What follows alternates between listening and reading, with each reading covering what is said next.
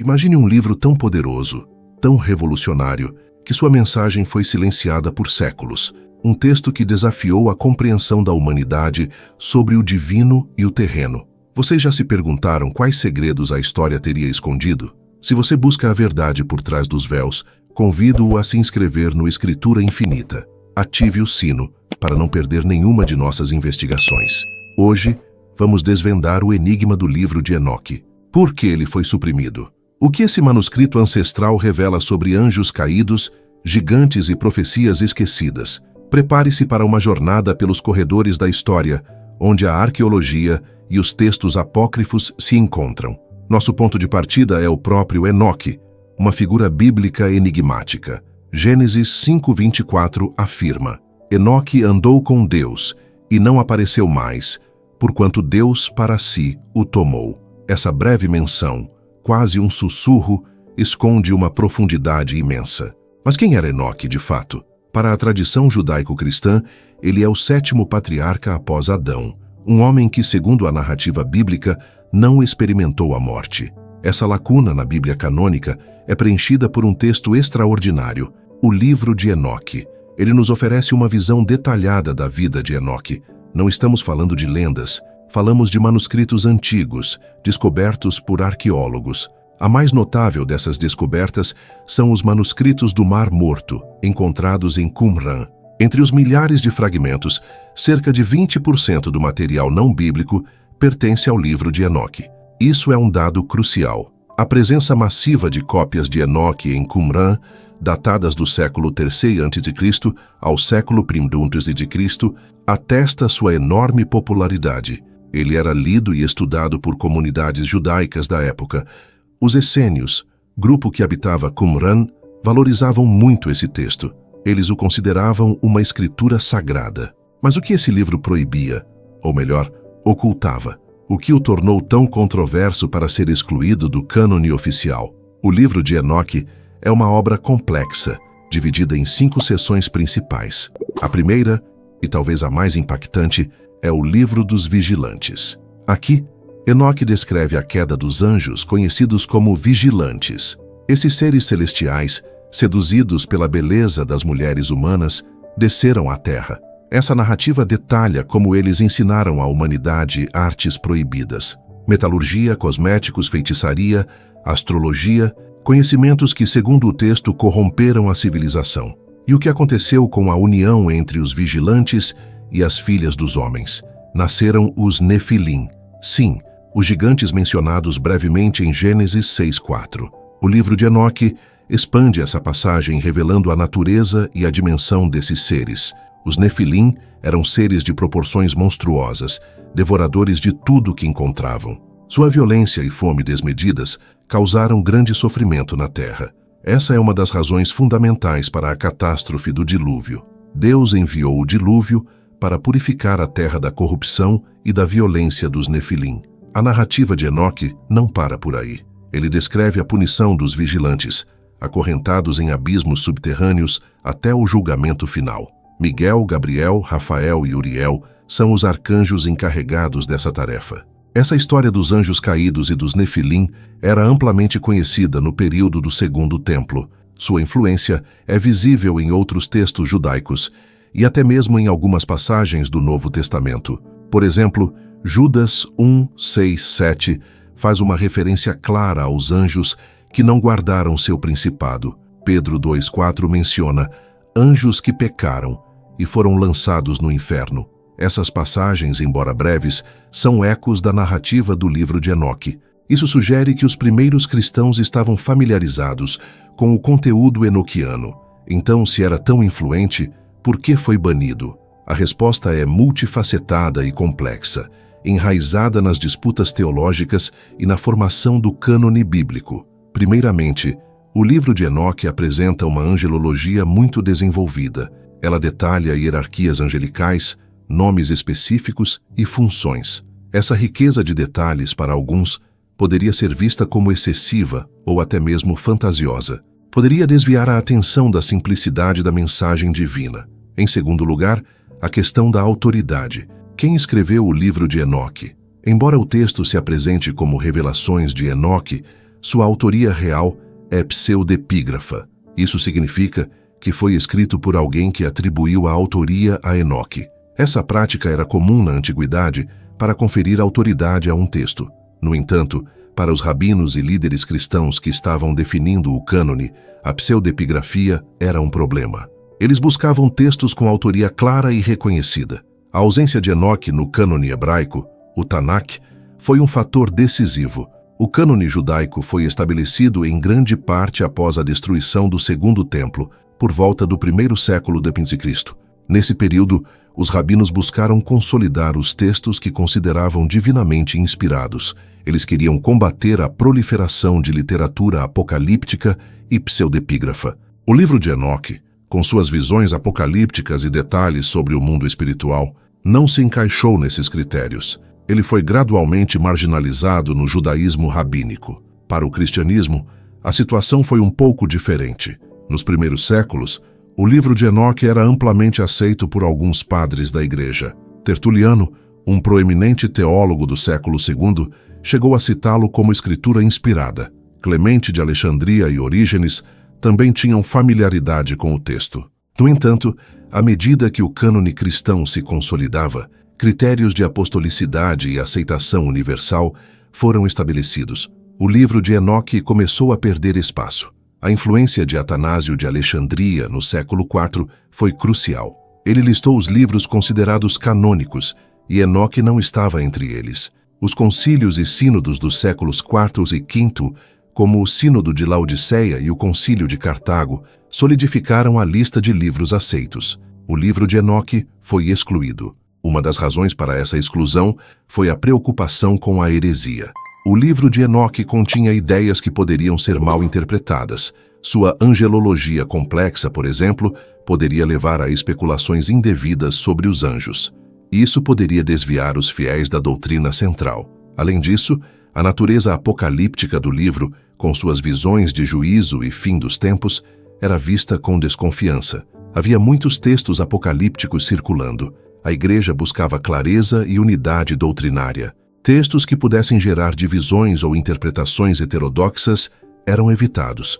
Outra questão importante é a cristologia. O livro de Enoque, sendo um texto judaico pré-cristão, obviamente não contém referências a Jesus Cristo. Para um cânone cristão, a centralidade de Cristo era fundamental. Textos que não se alinhavam a essa perspectiva eram considerados secundários. É importante ressaltar que a exclusão do livro de Enoque não foi uma censura deliberada no sentido moderno. Foi um processo de discernimento e seleção. Os líderes religiosos da época buscavam estabelecer um conjunto de escrituras que representasse fielmente a fé. Eles tinham critérios específicos. Hoje, a única igreja que mantém o livro de Enoque em seu cânone é a Igreja Ortodoxa Etíope Tewahedo. Eles o consideram um livro sagrado e parte integrante de sua Bíblia. Isso nos mostra que, mesmo dentro do cristianismo, houve diferentes abordagens em relação a esses textos. A diversidade é uma marca da história religiosa. A redescoberta dos manuscritos do Mar Morto, a partir de 1947, trouxe o livro de Enoque de volta à luz. Finalmente, pudemos acessar cópias antigas e completas. Esses manuscritos confirmaram a autenticidade e a antiguidade do texto.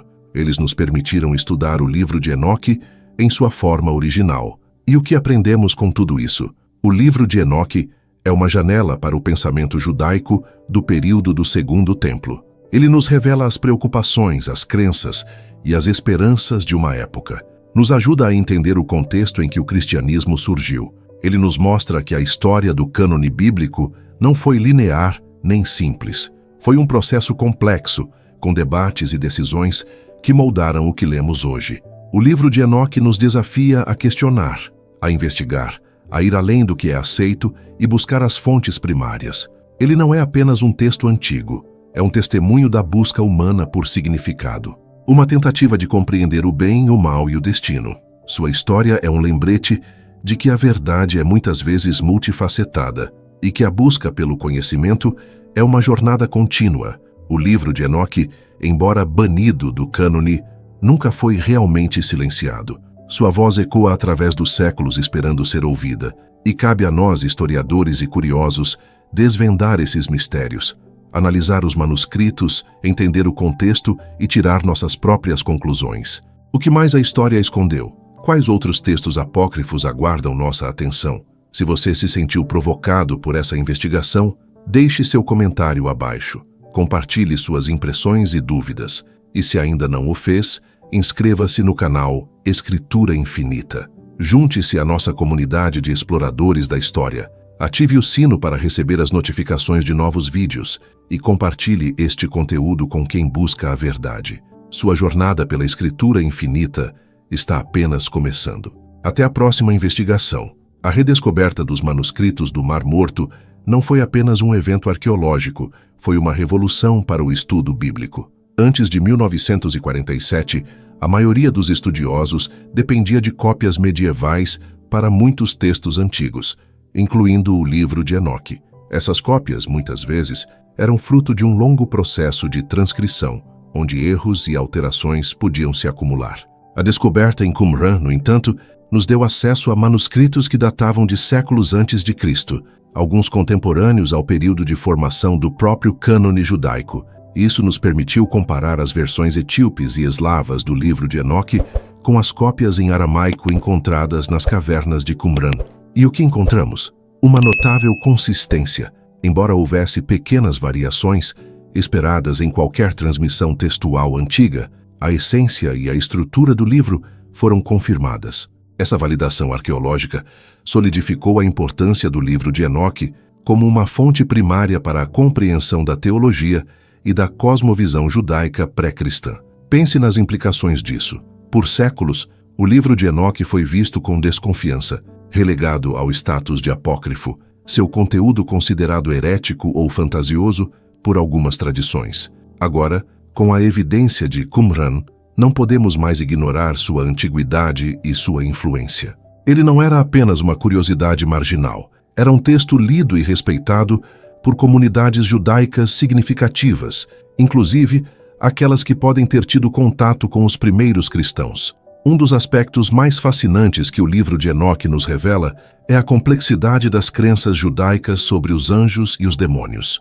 Enquanto a Torá e os profetas mencionam seres celestiais, é em Enoque que encontramos uma elaboração detalhada sobre a queda dos vigilantes, anjos que desceram à terra, acasalaram com mulheres humanas e ensinaram à humanidade artes proibidas, como a metalurgia, a cosmética e a feitiçaria. Essa narrativa de anjos caídos não é apenas uma história fantástica, ela oferece uma explicação para a origem do mal e da violência no mundo, uma alternativa ou complemento à história de Adão e Eva.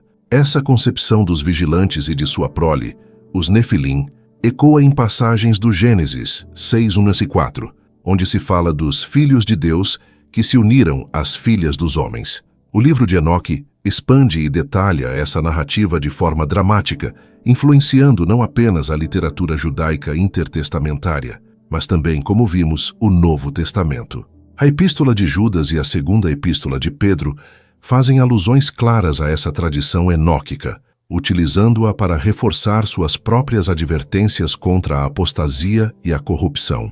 Isso demonstra que, mesmo que não estivesse no cânone, o livro de Enoque era parte do pano de fundo cultural e teológico que moldou o pensamento dos primeiros seguidores de Cristo. Outro ponto crucial é a escatologia e a angelologia que permeiam o texto.